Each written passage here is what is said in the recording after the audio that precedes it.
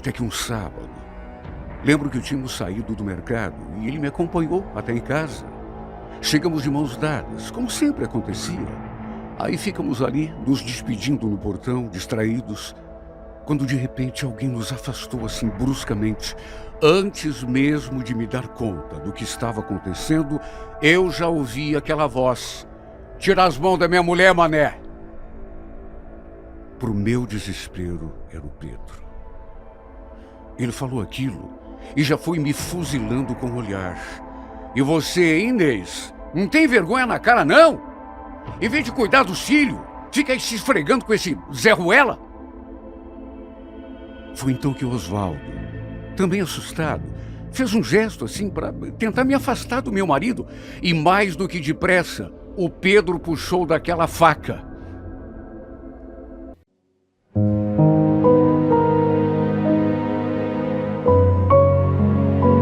Renato Gaúcho apresenta A Força do Amor.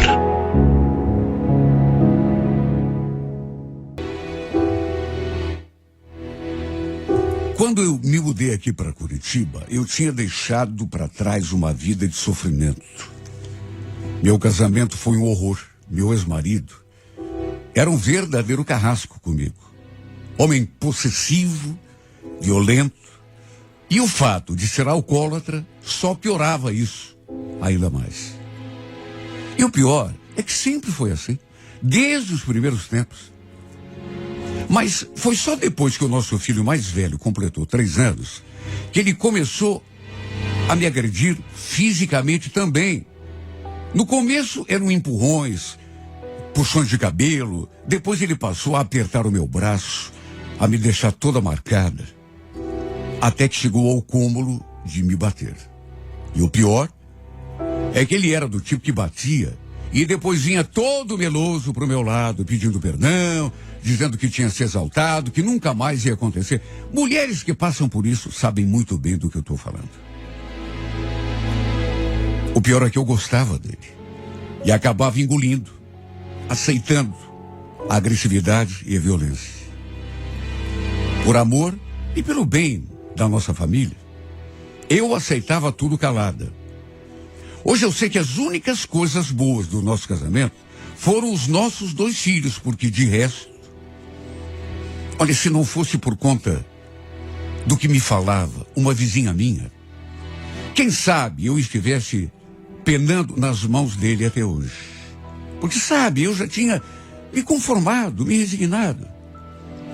Desde que a Sibeli se mudou para a casa que ficava do lado da minha, ela percebeu, a gente fez amizade, começou a conversar, ela percebeu que eu sofria maus tratos e se dispôs a me ajudar. Eu acho que se não fosse isso, eu jamais teria coragem de tomar alguma atitude. Lembro do dia que a gente conversou e ela se mostrou horrorizada pelo modo como eu era tratado em casa. Meu Deus, Inês, como que você consegue viver assim com esse homem? Desculpa falar isso, mas ali de casa eu escuto as coisas que ele te fala. Vejo o jeito como ele te trata. O que eu ia dizer? Um dia, ela acabou até chamando a polícia, porque o Pedro estava muito alterado. Tinha, inclusive, batido nas crianças e partido para cima de mim. E a partir daquele dia, ela resolveu me ajudar, me orientar. Devo a ela a liberdade daquela minha vida de sofrimento. No fim, eu acabei denunciando meu marido. Consegui uma medida protetiva e depois me separei.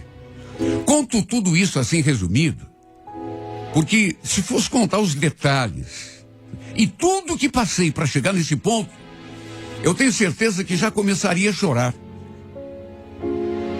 Voltei a morar com a minha mãe, só que mesmo assim, ele continuou me perseguindo, ameaçando.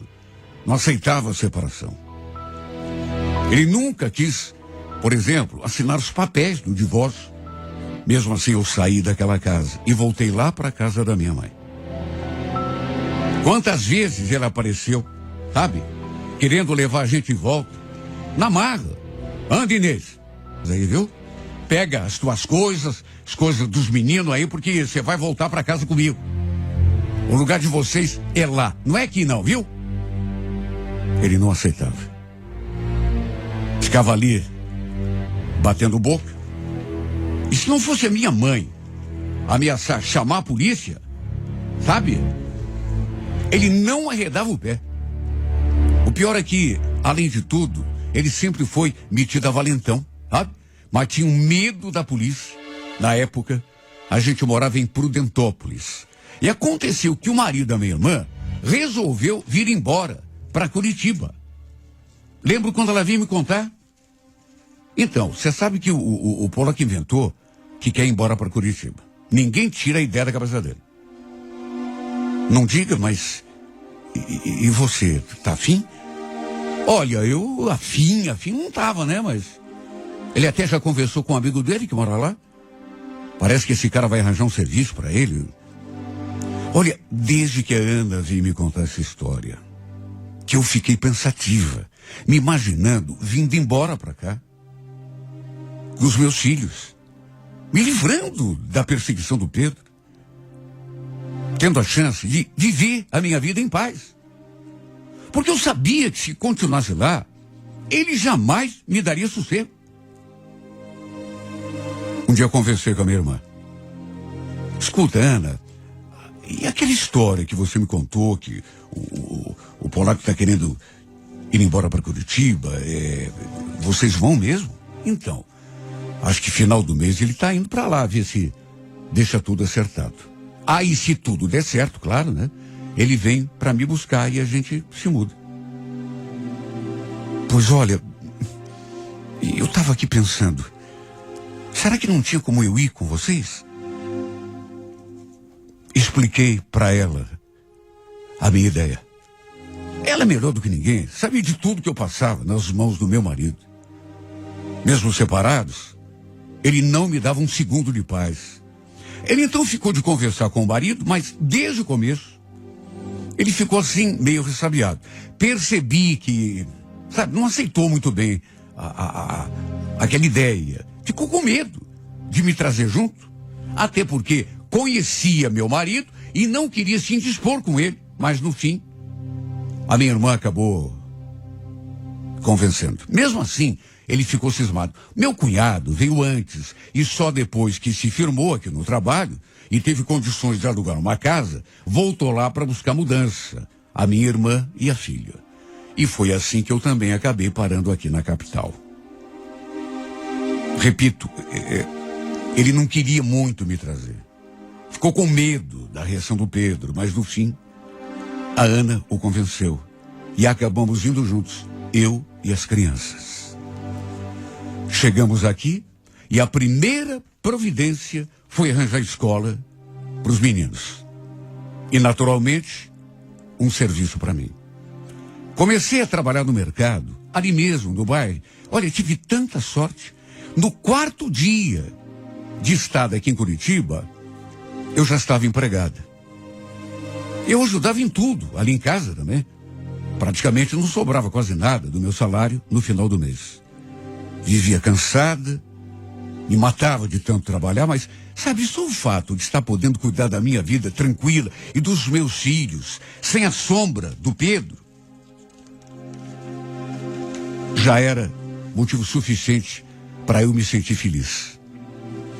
Passei a ter pelo menos um pouco de sossego. E juro, pelo menos durante aqueles primeiros tempos, eu não estava pensando em me envolver com mais ninguém. Pelo contrário, queria era ficar em paz. Tudo bem que me sentia sozinha, tinha lá os meus momentos de carência, mas, juro, não me passava pela cabeça esse tipo de coisa. Não naquele momento da minha vida. Só que tem coisas que parece que a gente não pode evitar, né? E eu digo isso porque acabei conhecendo uma pessoa ali no mercado, aquele no qual comecei a trabalhar, que sabe, de saída já, eu lembro da primeira vez que a gente conversou. No horário de intervalo, os funcionários costumavam ficar numa sala assim, na parte dos fundos do mercado. Tinha televisão, tinha sofá, cafezinho, e volta e meia, eu via o Oswaldo ali. A gente até que se olhava, mas Até que um dia ele se aproximou. Eu estava isolada num canto, pensando na vida. Tão distraída que nem vi a aproximação dele. De repente ele falou: 1 milhão de euros pelos teus pensamentos. Me voltei assim para ele e sorri. E sabe, aquilo me pegou tão de surpresa que eu fiquei meio sem graça. E ele ainda acrescentou: nossa, mas tão bonito e tão triste. Tá jururu assim por quê? Já sei, brigou com o namorado. Acertei? Naturalmente que ele não sabia nada da minha vida. Lembro que falei: claro que não. Na verdade, nem namorado eu tenho. Aliás, se você não sabe, eu já fui casada, mas me separei. Sério? Mas quem foi o bobo que deixou escapar uma lourinha linda assim como você? Linda eu? Você tá precisando de óculos, viu, Oswaldo? Pra mim você é linda sim. Aliás, se você quer saber, é a menina mais linda aqui desse mercado. Menina? Você acha que eu tenho idade para ser tratada como menina? Ele deu um sorriso assim, ficou olhando para mim. Eu acho que foi a primeira vez que eu reparei um pouco melhor nele. O seu rosto, os seus traços, porque a gente se conhecia, trabalhava ali, até se cumprimentava às vezes, mas nada mais do que isso. Era um moreno assim, encorpado, sorriso bonito. Fiquei até meio encabulada por conta das coisas que ele falou. E a gente acabou conversando tanto nesse dia. Ele quis saber se eu estava mesmo falando a verdade, que eu tinha sido casada. E depois perguntou tanta coisa a meu respeito. Falei tudo, né? De onde eu tinha vindo, que tinha 2 filhos, morava com a família da minha irmã. E olha, depois desse dia, eu senti que ele se mostrou assim interessado. E começou a querer se aproximar mais. Até me convidar para sair, ele convidava. Só que eu não podia, né? Cadê tempo? Tinha meus filhos que precisavam de mim quando eu saía do mercado. Tinha que ajudar em casa também. Até que um dia, assim, de surpresa, olha, se eu fechar os olhos, parece que estou sentindo tudo de novo, a emoção. Porque, de repente, ele chegou assim e acabou me beijando. Repito, sem eu esperar. Não sei se dá para chamar aquilo de beijo, porque era para ter sido aquele beijo no rosto, né, de despedida. Mas aí ele veio direto na minha boca. E o beijo acabou acontecendo. Repito, nada de beijo de língua, ou beijo de novela das 8, não, mas encostou sua boca na minha. E de qualquer modo me deixou muito sem jeito. Tanto que eu recuei. Sabe? Virei assim o rosto na hora. Foi num impulso. Eu meio que me assustei. Vendo o meu susto, ele também ficou meio sem jeito. Pediu até desculpa. Mas a verdade é que depois disso algo mudou. Embora tenha demorado para acontecer alguma coisa entre nós. Por conta de tudo que eu já tinha passado, sabe, eu tinha um medo terrível de me envolver. Só para se ter uma ideia. Eu tinha medo e olhava assim para os lados, às vezes, quando estava conversando com ele. Não precisava estar acontecendo mais nada além disso. E eu ficava olhando para os lados com medo de que meu ex-marido de repente aparecesse. Sabe, aquela fobia. Aos poucos, no entanto, vendo que ele era um cara bacana, eu fui meio que abrindo a guarda, permitindo a aproximação. Até que um dia, no intervalo, trocamos o nosso segundo beijo, só que esse para valer. E este segundo beijo mexeu tanto comigo que eu cheguei a ficar tonta. Resumindo, aos poucos a gente começou a se envolver. Eu naturalmente contei para minha irmã que a gente estava se entendendo, eu e Oswaldo, que eu estava começando a sentir algo por ele. Na verdade, nem precisava contar. Ela reparou que eu andava assim mais feliz. E até comentou: você tá com uma cara ultimamente que anda acontecendo, hein? Pelo jeito, eu não estava conseguindo disfarçar o meu estado de espírito. Estava alegre, sim. Estava me sentindo mais livre. Sabe, liberdade que eu nunca tinha sentido em toda a minha vida. E a minha irmã era legal porque ela me dava a maior força. Falava que eu merecia encontrar outra pessoa e ser feliz. E às vezes, ela até concordava em cuidar dos meus filhos para que eu pudesse sair um pouco com Oswaldo. E aos poucos, eu fui me atirando de cabeça, me deixando levar cada vez mais. Ele me tratava tão bem, era tão carinhoso, tão diferente do Bronco do Pedro. Inclusive à noite em casa, quando deitava a cabeça no travesseiro, eu ficava me perguntando como que eu tinha conseguido passar tanto tempo ao lado do meu ex-marido. Meu Deus, aquele homem era um poço de estupidez. Até que depois de algum tempo, começamos a namorar sério. Ele fez o pedido formal. E eu aceitei. E dessa forma, também começou a frequentar a nossa casa. Olha, até com o meu cunhado ele passou a se dar bem. Quando que eu podia imaginar que a minha vida fosse mudar tanto? E para melhor, quando eu resolvi vir embora para Curitiba. Eu, sinceramente, não lembrava de já ter sido tão feliz. Oswaldo me fazia sentir uma pessoa especial. Algo que para mim era inédito. Eu nunca tinha me sentido especial. Pelo contrário. Até que um sábado, lembro que a gente saiu do mercado e ele me acompanhou até em casa. Chegamos de mãos dadas, inclusive, como dois namorados, né? Devem caminhar pela rua. Chegamos e, como sempre acontecia, ainda ficamos ali, nos despedindo no portão. Sabe, trocando beijos, abraçados, ele me fazendo carinho. Estávamos ali distraídos. Quando eu dizer para ele que ia entrar, que já estava na hora, de repente, alguém nos afastou assim, com brutalidade. Eu fui empurrada para um lado e o Oswaldo para o outro. Antes mesmo de me dar conta do que estava rolando, eu já escutei aquela voz: tire as mãos da minha mulher, seu miserável. Convenhamos, só podia ser ele. Não podia ser outro. Pro meu espanto, pro meu desespero, era o meu ex-marido. Ele falou aquela ameaça e já se voltou assim para mim, me fuzilando com o olhar. E você não tem vergonha na tua cara, não?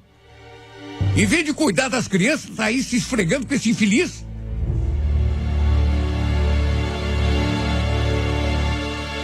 Eu só consegui me perguntar: meu Deus, como que esse homem me descobriu aqui? O que ele está fazendo em Curitiba?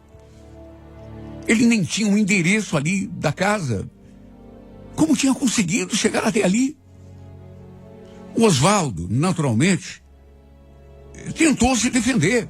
Só que nisso, o Pedro tirou uma faca da cintura e começou a ameaçá-lo. Olha, tome teu rumo, cara.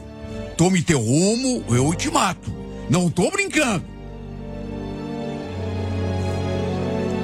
Eu implorei que o Pedro não cometesse loucura nenhuma. E pedi para Oswaldo que fosse embora, porque, meu Deus, eu não queria que uma tragédia acontecesse. De repente, meu cunhado e minha irmã saíram ali para fora, ouvindo os gritos, né? As crianças, os vizinhos. Aí não sei quem chamou a polícia e acabamos parando todos na delegacia. Só que quando viu a polícia chegando, o Pedro deve ter se livrado daquela faca. De modo que tudo passou apenas por um desentendimento familiar. E logo fomos liberados. E o pior foi que o Pedro voltou com a gente ali para casa do meu cunhado. Meu Deus, imagine a minha situação. Sendo obrigada a ficar na mesma casa que ele. Minha irmã disse que ele tinha chegado à tarde, que tinha vindo ver os filhos, mas que eu nunca imaginou que ele fosse ser capaz de fazer todo aquele alvoroço. Eu nunca pensei que ainda fosse passar um dia sequer debaixo do mesmo teto que esse homem. Mas acabou acontecendo. Meu Deus, só eu sei o meu medo. À noite, na hora de dormir, tive de trancar a porta do quarto, a chave. Fiquei imaginando que ele pudesse tentar entrar depois que as crianças dormissem, mas graças a Deus isso não aconteceu. Deve ter ficado com medo, né? De parar na delegacia de novo. Gostava de bater em mulher, mas tinha medo da polícia. Graças a Deus, ele acabou voltando lá para Prudentópolis no dia seguinte. Só que desde aquele maldito sábado, volta e meia ele aparece aqui, de surpresa. Nem avisa. E quase sempre, ele e o Oswaldo acabam se desentendendo. No mínimo, batendo boca. Eu sei que o Oswaldo gosta de mim. Eu também me apaixonei por ele, mas... E o medo? Que ele acaba se cansando, desistindo de mim por causa daquele traste. E o pior é que na última vez que esteve aqui, o Pedro falou pro meu cunhado que está pensando seriamente em vir para cá morar aqui também. Para ficar perto dos filhos. Só que no fundo eu sei que não é nada disso. Não é perto dos filhos que ele quer ficar. Ele quer me policiar. Ele quer atazanar a minha vida. Um dia, inclusive, a minha irmã comentou: olha, infelizmente, se ele realmente vir embora, você não vai poder fazer nada, viu, Inês? Você tem 2 filhos, né? E mesmo você não querendo, eles vão ser um vínculo eterno entre você e o Pedro. Olha, eu já pensei em me mudar de novo para um outro lugar. Mesmo porque, sabe, eu não sei até quando vou aguentar essa tortura. Só que depois eu me pergunto, de que vai adiantar? Ele vai acabar me achando de novo. E de mais a mais, duvido que o Oswaldo esteja disposto a viver assim, se escondendo, como se ele fosse um bandido, um foragido. Meu medo é que ele se canse dessa história. Acabe se cansando de mim e resolva se afastar. Ele falou que me ama. Eu acredito. Que não quer me perder. Que vai ficar comigo até o fim. Ele me garantiu, mas... E depois que o Pedro vier embora para cá? Será que vai continuar pensando igual? Não quero perdê-lo. Não quero que ele se afaste de mim, mas não sou eu que vou gerar esse afastamento. É aquele bendito homem que não me deixa em paz um segundo sequer. Tive sossego durante aquele tempo que ele não sabia que eu estava aqui. Mas agora ele sabe. Meu Deus, por que esse homem precisa infernizar a minha vida? E de novo, será que eu já não paguei todas as dívidas de vidas passadas que eu tinha? Por que ele não continua lá no canto dele, longe da gente? Porque além de não viver, de nem procurar ser feliz, ele também não me deixa viver. Às vezes eu me revolto e me pergunto, por que ele não some? Por que esse homem não desaparece? Que Deus me perdoe, mas garanto que ninguém sentiria sua falta. Muito menos eu. Por tudo quanto é mais sagrado, Pedro. Me deixa respirar. Me deixa viver em paz. Já passei uma vida do teu lado que foi um martírio para mim. Já não é o suficiente. Vai cuidar da tua vida. E já que você não soube me amar, respeite esse meu pedido. E em nome dos nossos filhos, Pedro, me deixa ser amada pelo amor de Deus, me deixa ser feliz. E na próxima terça-feira, 15 horas, não perca, ela veio com tudo pra cima de mim. O que você estava fazendo ontem no Pinheirinho, hein, Celso? Eu no Pinheirinho? Como assim? A última vez que eu estive lá foi quando a gente foi levar a tua prima. Tem certeza? Quer dizer, então, que essa foto aqui que me mandaram não é do teu carro? Olha aí, eu gelei. Gelei, porque não tinha como negar.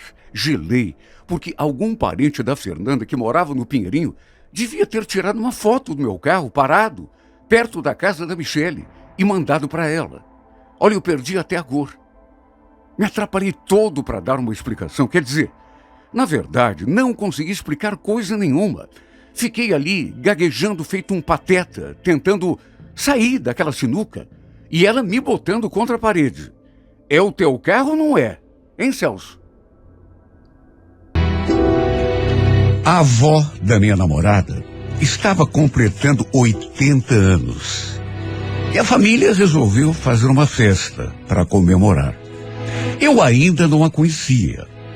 Apesar de eu e a Fernanda já estarmos juntos há quase um ano. Aliás, eu conhecia tão pouca gente da família dela. Na verdade, apenas os pais e os irmãos.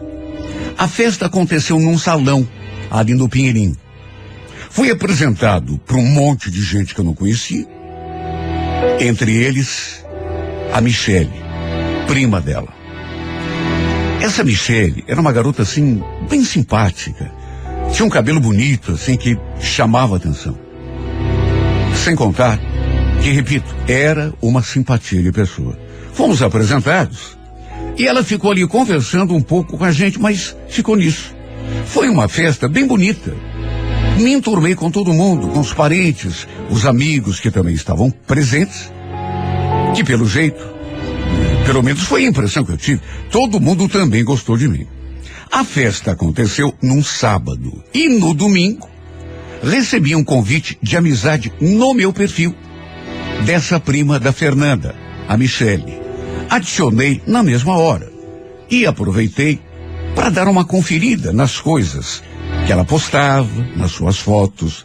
Sabe, curiosidade. Volta e meia, ela também comentava alguma postagem que eu fazia. Ou então, pelo menos curtia. Mas tudo normal. Nada mais do que isso. Eu, inclusive, comentei com a Fernanda, que tinha virado amigo da prima dela nas redes sociais. E ela não falou nada, até porque não tinha nada a ver. Como eu já disse, de vez em quando, ela comentava alguma coisa, curtia uma foto, ou então era eu que fazia isso. Mas tudo assim, sem nenhuma pretensão. Pelo menos na minha parte. Até que um dia, eu e a Fernanda combinamos de sair. Normalmente, e algum outro casal, amigo nosso. E ela veio me contar que tinha convidado a Michele para ir também, a prima.